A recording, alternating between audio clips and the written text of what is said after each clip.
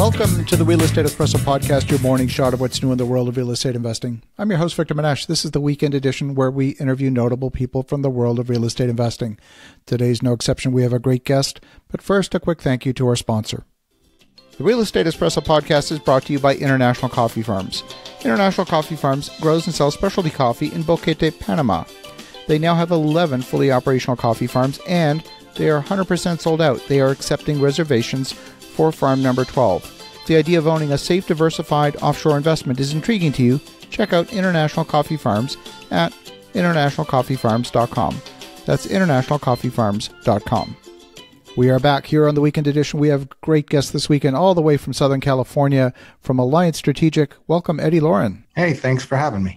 Eddie, let's take a minute, give a little bit of your backstory. How did you get into this world? You're working at a very high level, and I know we're going to talk today about one of the newest innovations that's coming out in the world of real estate investing, but maybe give us a little bit of your journey to how you got to here. Sure. I started at UCLA, came from pretty much an orphan background. I had a mother who raised 4 boys alone without my father, and then she died when I went off to UCLA, so I was kind of on my own and developed a keen interest in affordable and workforce housing because I always had a life of love, but not a life that was very rich with cash. So I wanted to make a lot of money, of course, because that was my drive, being poor. And also I wanted to make sure I made a difference in the world by impact investing and taking blight and making light. So my focus has always been on workforce and kind of dilapidated, neglected real estate and transforming them into thriving communities. So I've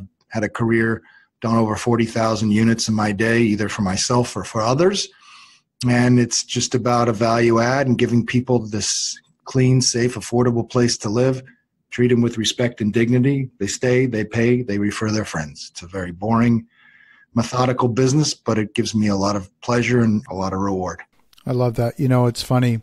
I lost my mother when I was a teenager as well, and while it was a devastating loss, it forced me to grow up very quickly, and it's amazing how people can respond to situations differently. There's certainly post-traumatic stress and all of those things that can happen, but there can also be post-traumatic growth as well, and you never know which it's going to be. It sounds like you ended up on the post-traumatic growth side of it.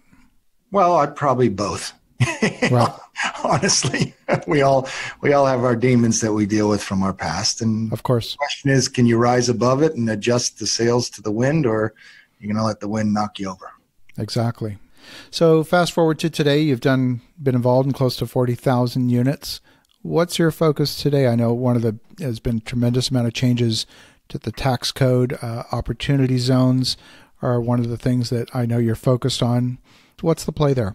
Well, I've been involved in, like I said, workforce and rehab housing, and I found out that this legislation is really not promoting rehab because there's 100% of your basis that has to be spent on the building. So it pretty much makes it difficult to do anything but new construction or old empty buildings. So in terms of the typical value add, so I got really involved in what's called EIG.org, which is Sean Parker's nonprofit that is the authors of this, along with Booker and Scott on the Senate level.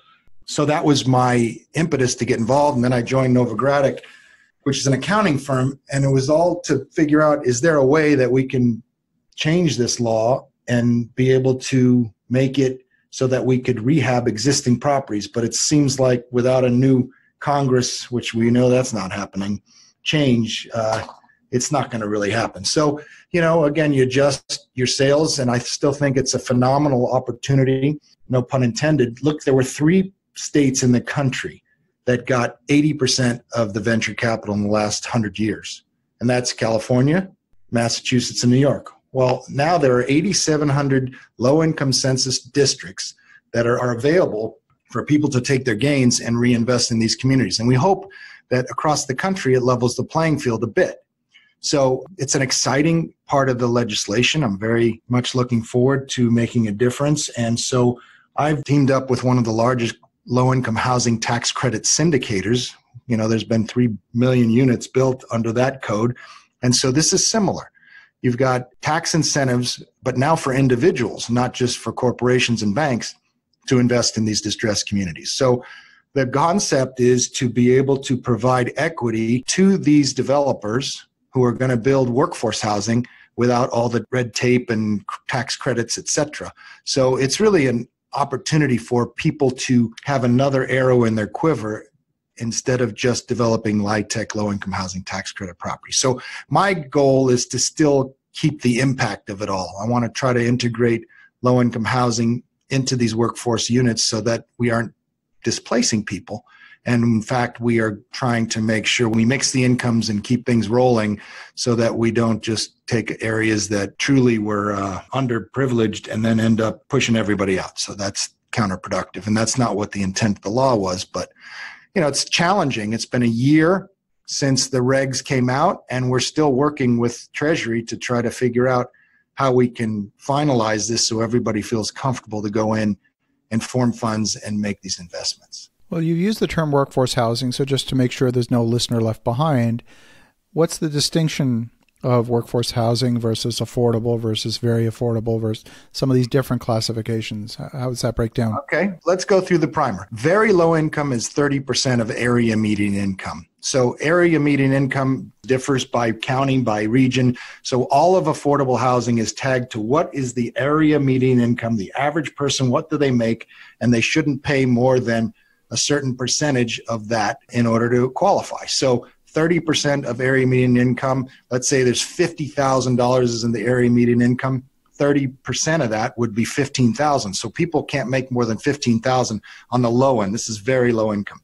And then low income ranges all the way up to 80% of area median income. The same 50,000 median income, now 80% is $40,000. Nobody can make more than that in order to occupy these spaces. But there's a middle class that's getting lost, as we know. So we categorize that as 80 to 120% of area median income. And we call that the lost middle. And that is workforce housing as I define it, and as most people define it. So, you know, there's a range where there's a lot of subsidies for that and those who make less than 80%, but there's really nothing out there for the middle. So, you know, that's the firemen, the teachers, all the people that are really white collar, but, you know, not making executive level pay. Exactly. Well, thank you for that. One of the things that we often talk about when we talk about the tax code, people think about the tax legislation as just ways for government to extract more money out of the population. And I like one of the terms that you used a moment ago. You talked about a series of incentives. Another way to look at the tax code is as a hint from government telling people where to invest. Here are some incentives, so please go focus on this area over here. It sounds like you align with that point of view. Well, look, I'm as left as anybody, but, you know, we all are in business and we're here to make money and we're proud to be capitalists. The problem in capitalism is you have winners and losers.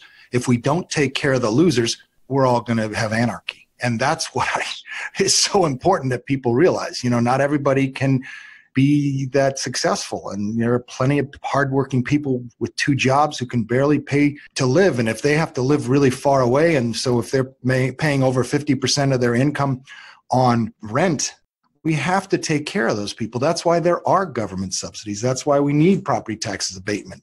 We need to have an opportunity where people can actually come in and work together and get some leg up, because not everybody has the fortune that we've had or has the gumption. You know, people give up, people get discouraged. There's all kinds. We're not all the same. But we have to care about our own society so everybody has a fair shake. And some people have to be taken care of. Yes, there's no crime in that. See, that's where I get frustrated, you know, with people complaining. It's like, not everybody's so lucky. Well, that's right. In fact, you know, you don't even see that necessarily across social strata. You often see that in a single family. 3 or 4 children born out of the same household, out of the same environment, can respond to it very differently. One person with a tremendous amount of drive and ambition and another person respond to it completely differently. And that can happen out of the same household. And, you know, we take care of our brothers and sisters. Well, I mean, look at the homeless situation. I'm in Los Angeles, and I'm going tomorrow to a homeless initiative because, you know, it's the right thing and we want to all help solve the problem. But a lot of people are mentally ill, and the funding has been cut. So you want to just cast them aside? So I always joke about, the concept of impact investing. It's all exciting. All these big institutions want to invest in solar in Botswana. Well, great.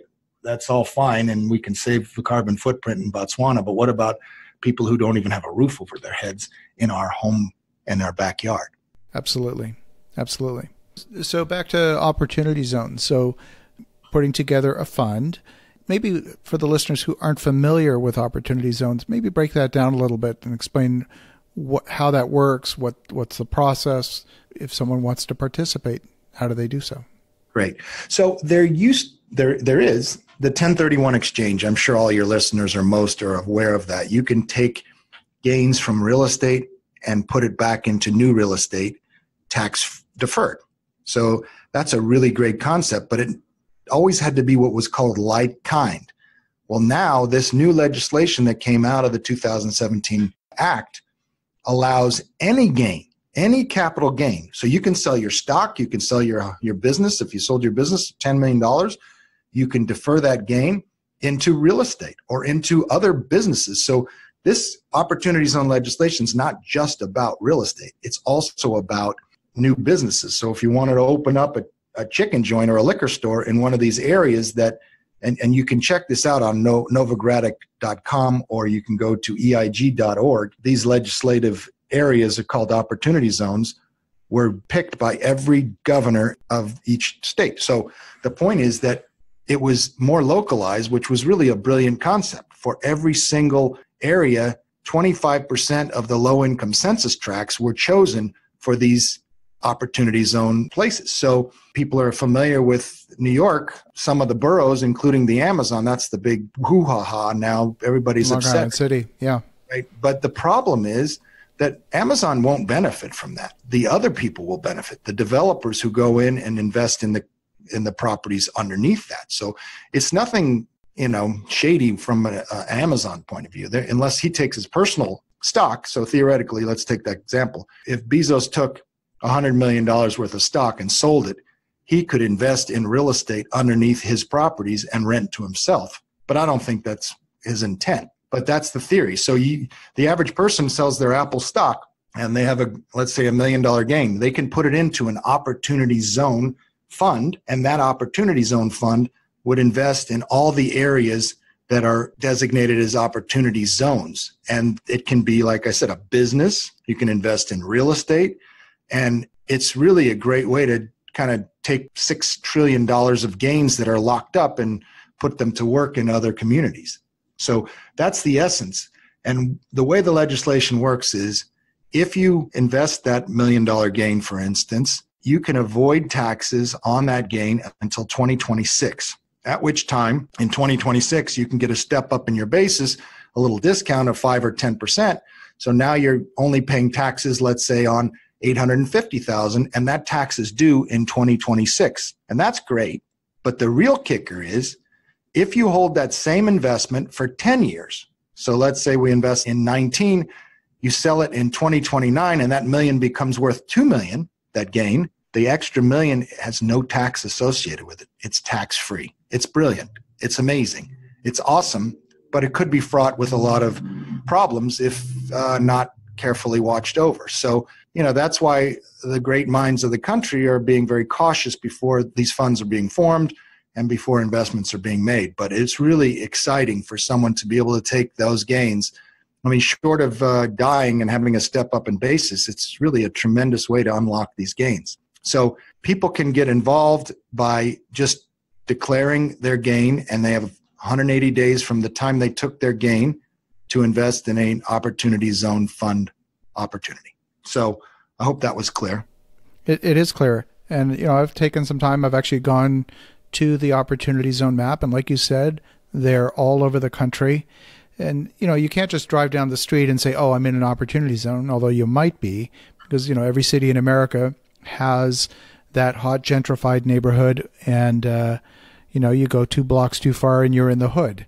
And that could be an opportunity zone, but you have to go to the map and see exactly which zip codes. It's drawn out very clearly on the map, where you are or are not in an opportunity zone. if you are, it's exactly like you said. You could potentially have a tremendous sheltering of capital gains if you decide to invest. Now, are there any restrictions in terms of, does the investor need to be on title? Can they be a shareholder in the entity? What types of restrictions are there? Well, no sin businesses, by the way, and no golf courses. That's one thing. But okay. No, you will be a partner in a fund. So it's very clear that you can self-proclaim your own fund if you wanted to buy a piece of property yourself. So let's say you wanted to develop something down the street. You could take your $1 million and you could self-certify and say, I am an opportunity zone fund. But the point is, you mean to invest in a fund. So that's a partnership interest or shares in a fund, not direct title. So the fund would hold title to the business or the property. Fascinating.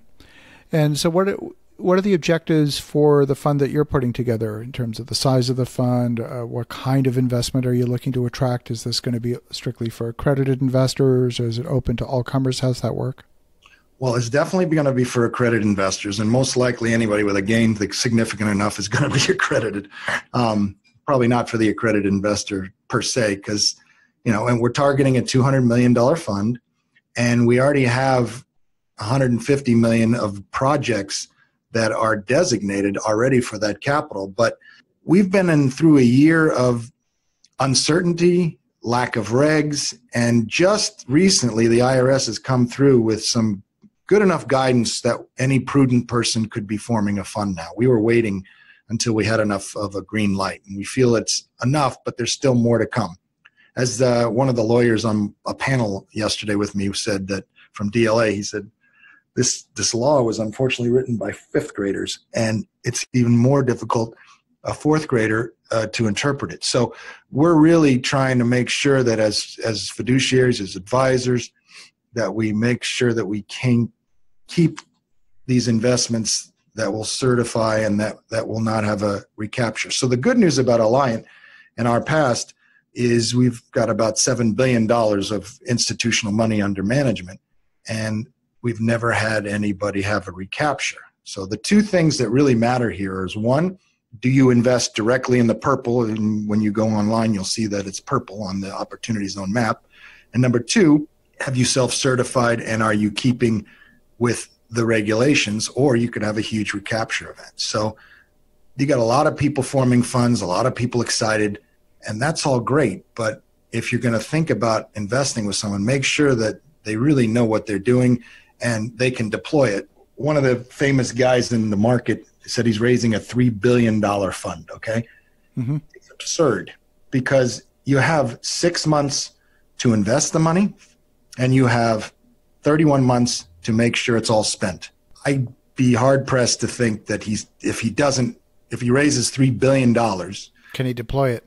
And if he doesn't, you're going to have a huge recapture event. So I worry about potential fraud and bad players in this business, because the IRS has made it so loose that you can self-certify. But nonetheless, it's not my problem. I'll stick to our knitting, and we're going to do some really good deals, because it's never good to make a tax-driven investment unless the underlying real estate or business works. Exactly. What's interesting is, I'm in the real estate business, but some people on the coalition went into Treasury, and we had a big meeting, and he says, wait a minute, you want me to invest in venture capital?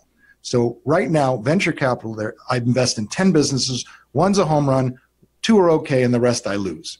So you want me to do the same business, invest in these distressed areas, which is great, and you're going to tell me I have to hold it for 10 years? What if my window to sell this business is in 2? Because if you're telling me I have to hold it for 10 and miss my window, I'm out. So we're working on, just to give you an idea, guidance to say, okay, if we have a liquidity event and we sell in year 2 or year 3, as long as we reinvest back into the zones, then we can maintain that safe harbor for the 10-year hold to get that treatment. So there's a lot of stuff swirling, a lot of complications. So it's not bad to be waiting, which we have been, but it's getting to be the time where it's time to start investing. I love that. Well, Eddie, if folks want to get in touch with you, what's the best way? I'm at Lorin, Elorin, at Strategic RH, STRATEGICRH for realtyholdings.com. or my phone number is 818-737-8000 here in Southern California. I love it. Eddie, it's been a great education. Thank you so much. And for the listeners at home, definitely check out Eddie at strategicrh.com and have a great rest of your weekend. Go make some great things happen. And we'll talk to you again tomorrow.